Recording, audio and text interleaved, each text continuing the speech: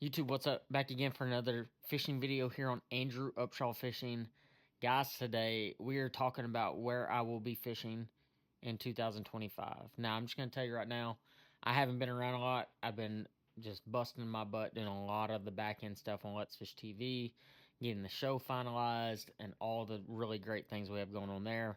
But also this fall, I spent a ton of time with my son Kane trying to get his football stuff going, coaching a couple teams, and doing all of that stuff. So I apologize again for all that, but without further ado, let's talk about where I will be fishing in 2025. So this year I looked at three different trails and three different things, and I'm going to explain the way that I broke down stuff because I think it's really important to see how to make a decision when it comes to these. So I get a lot of anglers, a lot of young anglers. How do I decide what to fish, how to fish, and all that stuff? So I really broke it down. So this year I looked at the Bassmaster Opens, which completely changed their format going into 2025.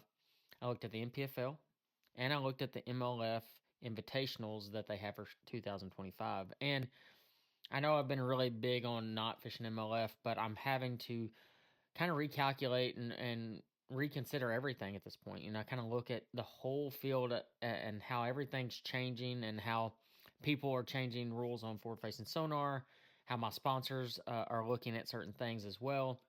And so I've kind of taken everything into consideration when it comes to making these decisions.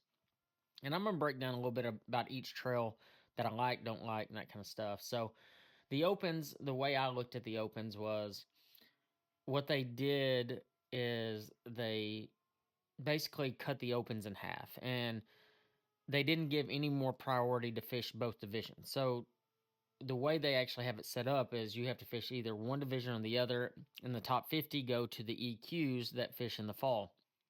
Well, the one thing I really like about it is they have the EQs, but the problem is when they schedule the EQs, all of them run through the fall.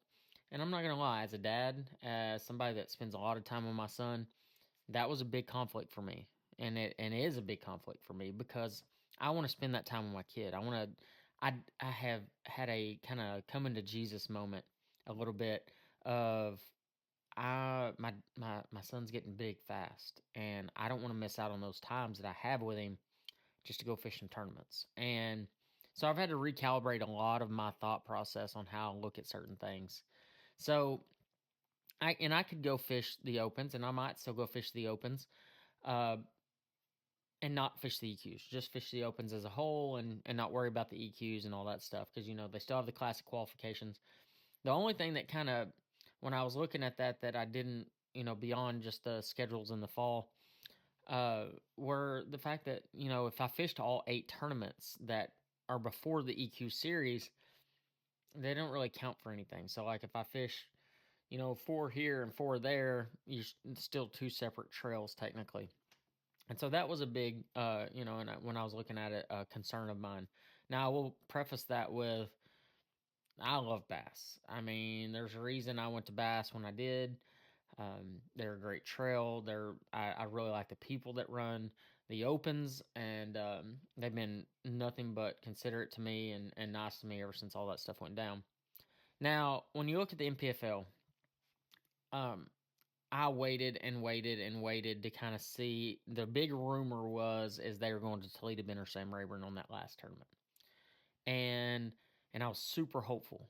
I'd heard a lot of rumors just like everybody else, um, and when they announced the other day that they went to Norman, I was a little disappointed. I'm not gonna lie, because I was so hoping they would go to at least Rayburn and Toledo because I really feel like both lakes in the month of April would be absolutely tremendous. And that last event they scheduled was April 16th through 18th in Lake Norman, and I'm not gonna lie, I fished Rayburn Toledo a ton, and both of those lakes were amazing at that time of year. And you don't have to use forward facing sonar and all that stuff. And that's one big thing that when you look at the NPFL, what have they done? What have they done to separate themselves from everybody else? And they have banned forward facing sonar from practice and tournaments. Now, with that said, I've heard that there's a lot of really big names fishing it. So I mean, from what a couple of buddies of mine have told me is like it's going to be like the glorified FLW tour because you're going to have a lot of really big names on it that we used to have in like the FLW tour days back before it all changed, and uh, and so that was a little intriguing to me. And a couple of my friends that do fish over there, and I only have a couple that fish over there. I really do. I mean, I've got a Jason Reyes is one of them, and he said he really likes it. You know, the way that the trail's set up, the family atmosphere. He said it really resembled a lot of the early days of FLW. But I mean, with every trail, I mean, I'll be honest, guys. Forward facing sonar, I feel like I've gotten really good. Am I one of the greatest of all time at it? Absolutely not. And I'm not going to pretend that I am. But I have gotten really good. But one thing that forward facing sonar has done, and I truly believe this, is forward facing sonar has made us lazy as anglers. So, especially when you get in the opens or some of these trails where you know it's going to be a predominant thing that you're going to do, instead of just going and side scanning for hours and hours and hours like we used to do, I mean that it really is true that you can go drop your trolling motor and just start trolling through pockets and find cover on the bank and do all these different things and catch bass. And the idea of that unknown or how they set up and all that stuff was kind of out the window a little bit. So the idea of going to the NPFL and completely throwing everything I've done the last 4 or 5 years out the window, truly, and just going back to the true basics of fishing is a little bit scary. I'm not gonna lie. It's like one of those where I'm like, I don't know if I'm quite ready for that. So that's a really big thing because it's throwing this massive curveball. Everybody's gotten so comfortable with how this industry has changed, and to go back is a scary thing because you've trained your body, you've trained how you think, and you have to retrain yourself all the time in fishing because everything changes all the time.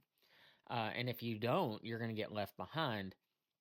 And that is why I've spent more time with forward facing sonars because, heck, if I'm going to fish tournaments, to be ultra competitive, you got to be really good at it these days.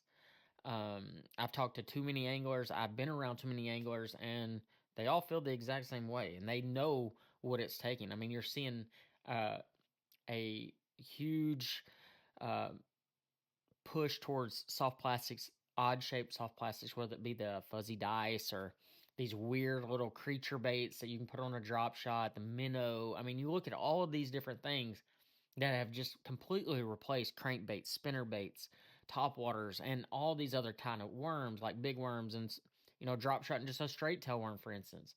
It's just replaced a lot of things, and it's just evolving just constantly. So it's really interesting to see the NPFL go that direction, and I don't know if it's a positive or negative. I just know that when I look at it, when I look at their schedule, their first one is March on Santee. You don't necessarily have to have forward facing sonar there. Um, you got April at Lake Norman, which I personally have only been to Norman once, but I really had a good experience. Douglas in May, it's gonna be like right at tail end of spawn. They could still be spawning some largemouth. You fall in the summer. I most time anytime I fish you fall in Oklahoma, I don't even use forward facing sonar. And then a couple other tournaments from there. But I mean, overall, a pretty dang good schedule. I mean, that fits not using forward facing sonar. Now let's go to MLF Pro Circuit. I got invited to come fish, and I'm not gonna lie, like I know a lot of people got invited because I know they've had a little bit of a hard time filling that field. And when I originally looked at that schedule, I was like, man, this is an awesome schedule.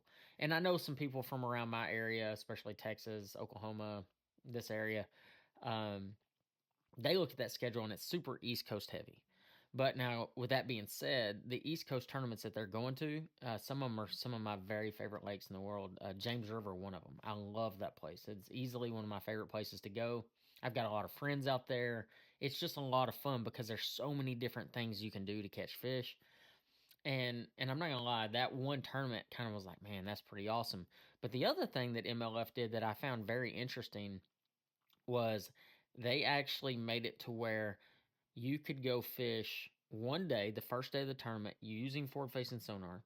The second day, you were not allowed to have forward facing sonar on. You had to have it unplugged and capped or taped or however they said that you had to do it. And I thought that was pretty cool. I'm not gonna lie. Like, I thought that was a pretty cool thing. But the third day, you go right back to using forward facing sonar. Now, that was the only thing I would have probably changed on that whole deal. Is I'd have had first day you use it, second day you don't use it, and third day you don't use it, just to kind of boost that element, but it's still giving the guys that are really, really good at forward facing sonar the ability to still go out there and use it. So I like the idea of that for sure. And overall, like, I mean, at this day and age, you kind of have to keep your options open. The industry is ever changing. Everything is changing. I mean, I don't care from sponsorships, the economy, um, just how the tournaments are run, the new anglers, so on and so forth. So I kind of evaluated everything and I actually like put it on a sheet of paper where I had posted the positives and the negatives on each trail with schedule, rules, the whole 9 yards.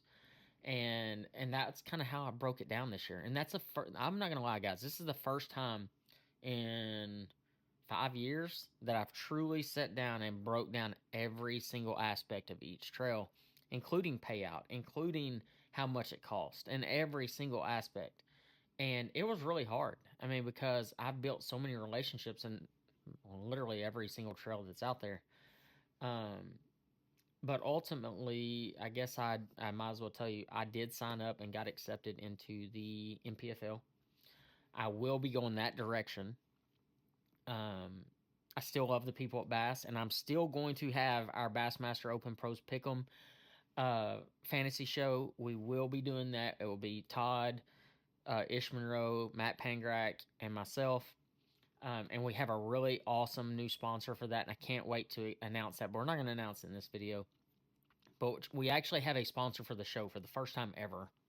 And we're all really excited about it because this particular sponsor is going to give us the ability to really break down lakes and really break down how the entire tournament will shape out without just guessing a lot. So it'll be really cool to be able to use that. But anyways, at the NPFL, it truly fit.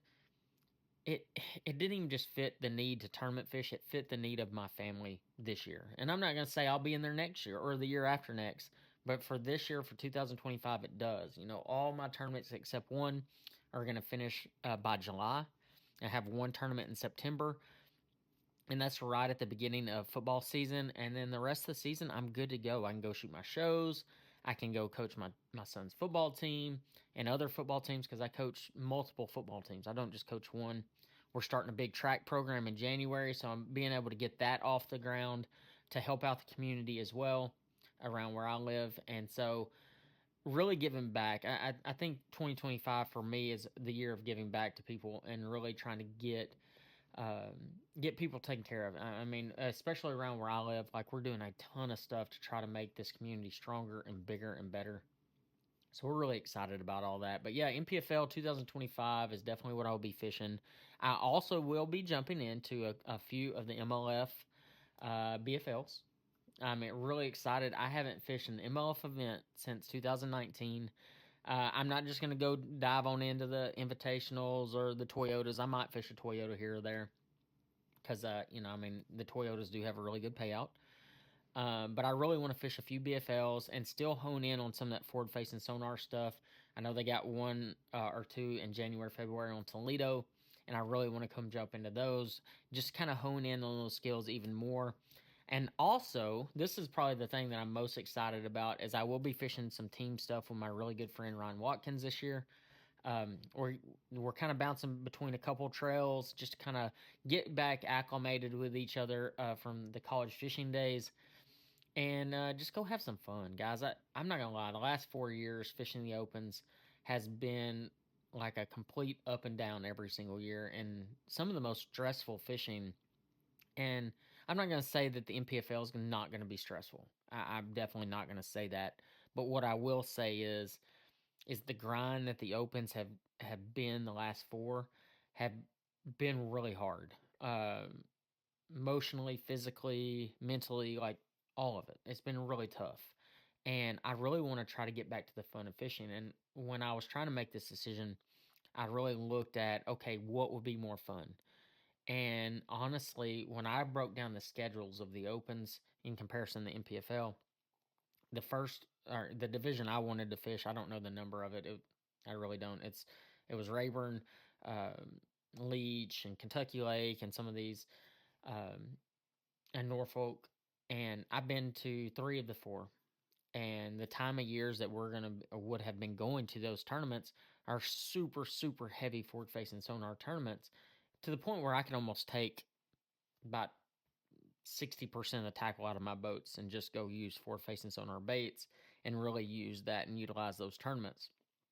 So when I looked at the NPFL schedule, I was like, okay, we're going to Santee the first week in March. Even if it's not a full-blown spawn tournament, it's still going to be a great pre-spawn tournament. We got Norman, which will be a spawn. Douglas, tail end of the spawn. You followed those fish set up shallow all the time, so the fishing should be pretty good. It won't be great, but it should be good. St. Lawrence River, I've been there a lot. I've fished a ton there without forward-facing sonar. I really like that place. Logan Martin in the fall. I actually love Logan Martin. I know it'll be a tougher event in the fall, but that is definitely one of my favorite places to fish in Alabama because it is a little tougher. It's not like your Gunnersville or Pickwick or some of these others that are just big fish factories. It's a very tough. A lot of the fish are the same exact size, but it's just a place that I really enjoy. I love that entire chain through there. I've really enjoyed fishing through there. So when I looked at the schedule, man, I'm not gonna lie, even without a Texas lake on there, which I was a little disappointed about, I still really enjoyed the idea of just going out there and going fishing.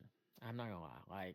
And the other thing that really made my decision pretty big is I actually talked about kind of where I was gonna go in a previous video, and it's probably one of the last videos I did, and it was overwhelming the amount of comments that wanted me to go to the NPFL because I was gonna be able to go fish like we used to, and I was kind of shocked a little bit because I didn't think people really paid that close attention, if I'm being honest.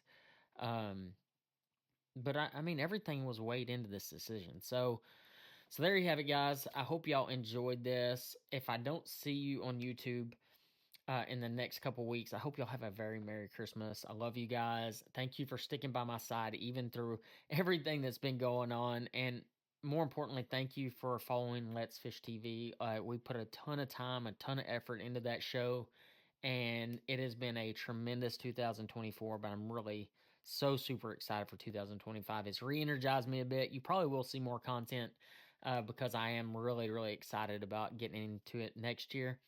So, guys, until the next video, I'll see you later.